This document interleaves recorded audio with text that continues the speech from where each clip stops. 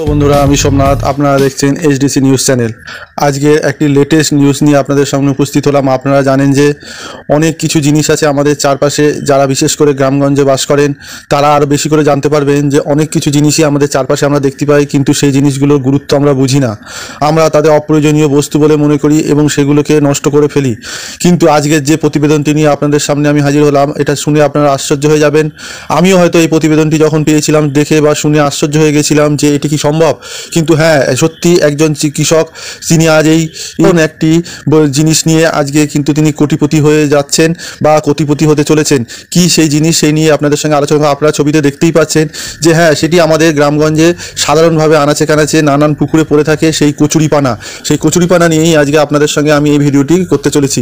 আপনারা কিছুক্ষণ পরে আমি সেই চাষির মুখে আপনাদের তার কতটা ফলন বা তিনি কীভাবে সেটা কালেকশন করেন বা কীভাবে তিনি সেই কচুরিপানাটাকে প্রক্রিয়াজাত করে সেটিকে মার্কেটে করেন, এবং আপনারা শুনলে অবাক হয়ে যাবেন যে 1 কেজি শুকনো কচুরিপানা কিন্তু আপনারা যদি করতে পারেন তাহলে কিন্তু 50 টাকা কেজি দরে কিন্তু আপনারা সেটা বিক্রি করতে পারবেন বলেই তিনি জানিয়েছেন।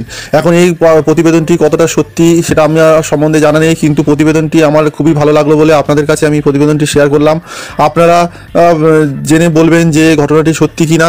তা আপনারা জানেন যে এই কচুরিপানা দিয়ে কিন্তু এখন বিদেশে, বিশেষ করে 8-10টা দেশে নাকি ফুলদানি থেকে, পাপোশ থেকে নানান রকম জিনিস এই কচুরিপানা দিয়ে তৈরি হতে চলেছে। সেই জন্য কিন্তু এর বাজার মূল্য অনেক, এবং আপনি যত খুশি এর দিতে পারবেন। এমনকি তিনি বলেছেন যে 10 টনেরও বেশি যদি মাল তাকে দেওয়া যায়, তিনি নাকি বাইরে সেটি সাপ্লাই করতে পারবেন, তার কোনো সমস্যা নেই। এবং আপনারাও যোগাযোগ করে দেখতে পারেন কোথায় হয়। এটি হয়তো সঠিকভাবে আমি এখনও জানি না, যদি জানি অবশ্যই আপনাদের কমেন্ট বক্সে আমি জানিয়ে দেবো বা অন্য ভিডিও করে আমি জানিয়ে দেবো। সত্যি এটি একটি যুগান্তরকারী হতে চলেছে যদি এটি সত্যি হয়ে থাকে, এবং আমাদের তাহলে গ্রাম বাংলা কিন্তু আমূল পরিবর্তন হয়ে যাবে। যে হাজার হাজার বেকার ছেলেরা এবং মেয়েরা, মায়েরা, বাবারা যারা আজকে এই অর্থনৈতিক ভাবে যারা পিছিয়ে পড়েছেন, যারা একদমভাবে মানে নিঃশেষ হয়ে যেতে চলেছেন, তারা কিন্তু তাদের কাছে একটি অমূল্য জীবনকাঠি হয়ে দেখা দিতে পারে। এখন এটি সত্যি, এখন সেটি কতটা ভাবে বিস্তার হতে চলেছে বা কতটা তার সেটা নিয়ে আমি পরবর্তীতে যদি কোনো খবর পাই অবশ্যই আপনাদের কাছে শেয়ার করব। আপনারা সম্পূর্ণ ভিডিওটি দেখবেন এবং চাষি ভাইয়ের মুখ থেকে আপনারা সেই কথাটি শুনবেন যে তিনি কি করে এটিকে প্রক্রিয়াজাত করে। এটি কিন্তু মেন কিছু নিয়ম আপনাদের মেনে চলতে হবে। এই ভিডিওর মধ্যেই আপনারা সেগুলো পেয়ে যাবেন।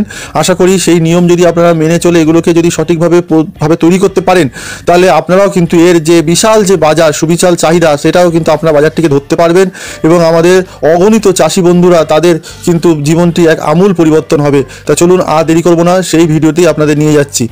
সবাই সেই ভিডিওটি ভালো করে শেষ অবধি কিন্তু নজর করবেন। তবে হ্যাঁ, আমার চ্যানেলটিকে অবশ্যই লাইক, সাবস্ক্রাইব এবং এইসব নতুন নতুন তথ্য, নানা দিকে নানা তথ্য পেতে হলে অবশ্যই আমার চ্যানেলটিকে লাইক, সাবস্ক্রাইব এবং বন্ধুদের সঙ্গে শেয়ার করবেন। আপনারা একা যেন উপকৃত হবেন এবং সঙ্গে আপনাদের বন্ধুদেরও উপকৃত করবেন। তো চলুন সেই ভিডিওতেই আপনাদের নিয়ে যাচ্ছি। বছরে প্রায় 1 কোটি টাকার কচুরিপানা বিক্রি করে আলোড়ন সৃষ্টি করলেন পিরোজপুর জেলা নাজিরপুর থানার সোনাপুর গ্রামের আলমগীর হোসেন। প্রত্যন্ত অঞ্চলের নদী ও জলাশয় থেকে কচুরিপানা কেটে রোদে শুকিয়ে 50 টাকা কেজি দরে বিক্রি করেন উদ্যোক্তা আলমগীর হোসেনের কাছে। 300 এর অধিক গরিব, বৃদ্ধ ও অসহায় ব্যক্তিদের কর্মসংস্থানের ব্যবস্থা করেন তিনি। 25টিরও বেশি দেশে কচুরিপানা রপ্তানি হয় এবং তৈরি করা হয় ফুলদানি, পাটি, ফুলঝুরি, পাপোশ, টুপি সহ নানা পণ্য। এই যে এটা আমি কাটলাম, এটার গোড়াটা রয়ে গেল, এটাকে আপনার রাখা যাবে না। তাইলে আর এই যে খোলস পেঁচানো যেগুলো, এগুলো রাখা যাবে না। তাই এই জন্য আপনার কাটতে হবে এভাবে। এই কচুরিটা কাটা যাবে, এটা রাখা যাবে। এই যে এখন তো আমি রাখলাম, এগুলো আমি রাখলাম না, তাহলে এর থেকে আর কোনো একটাও ফলান যাবে না। এই যে এগুলো সবই চলবে, কোনো ধুলো ময়লা লাগবে না। গরু, ছাগলে, হাঁস মুরগিতে পারাবে না। আপনার 3 থেকে 4 দিন, 3 দিনেও শুকায় যদি ভালো রৌদ্র দেওয়া যায়, এই যত্নটুকু করতে হবে। হ্যাঁ, 3 দিন এই বেচার উপযোগী করতে হবে।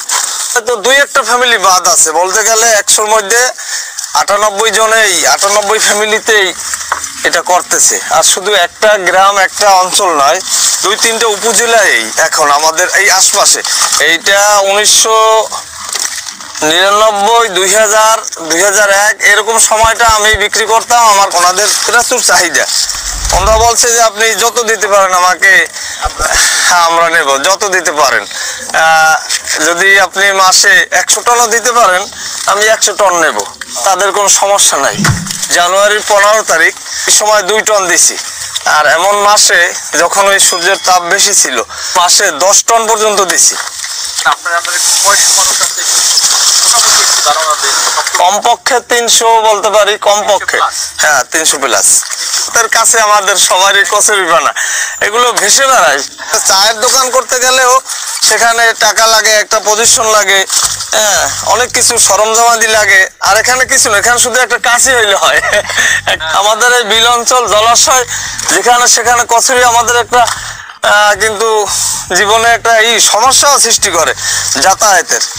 আর সেখানে আজকে এটা আমাদের একটা অর্থকরী ফসল হিসাবে এটাকে আমরা এখন কিন্তু এটা আগে বাসায় দিতাম নদীতে, যাতে আমাদের সেটা কাজে খাটতেছে। আমরা এখন শুকনো তো 50 টাকা কেজি আমি কিনি এবং আমি নিজে কাটি, শুকাই, বিক্রি করি, আমার কোম্পানি নেয়।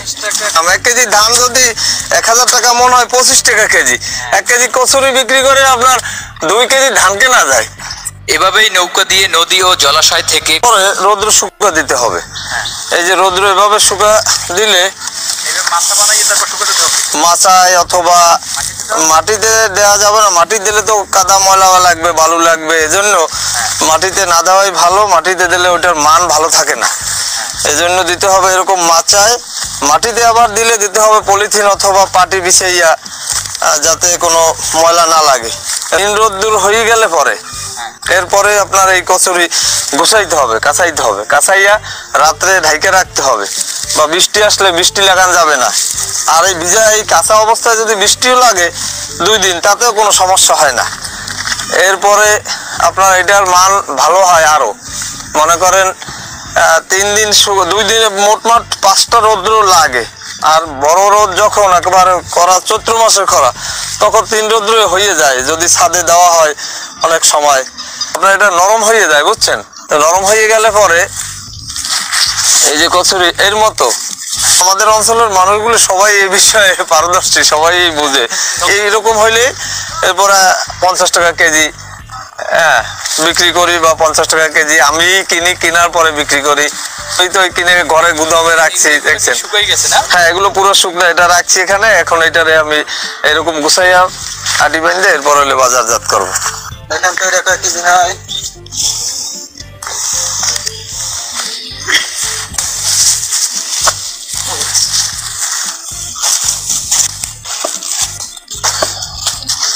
কৃষকরা এইভাবে নিয়ে আসে। হ্যাঁ, এইভাবে নিয়ে আসে।